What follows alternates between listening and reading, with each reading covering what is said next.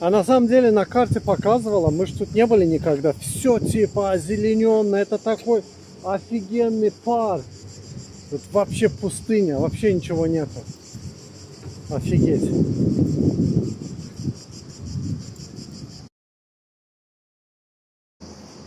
И вот мы дошли до, уже тут солнца нет, Олимпийского музея.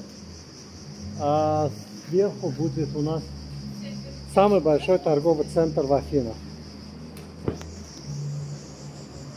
Ходьба где-то 30 минут заняла. Для ребенка это очень было сложно. Останавливались несколько раз. Вход любой? О, тут хорошо прям. Давайте, тут кондиционер работает, тут рай.